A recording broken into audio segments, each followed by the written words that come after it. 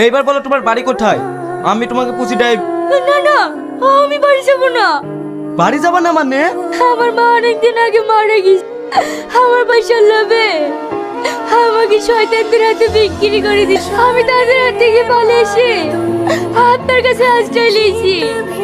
আপনি আমাকে কিছুদিনকার মতো থাকতেন, আমার রাস্তা আমি নিজেই দেখে নেবো। আমি তোমার কথা সব বুঝতে পারছি, কিন্তু এই বাড়িটা আমি একা থাকি, এটা আশ্রয় দিই কি করে? কেনে? আপনার আব্বা মা নাই?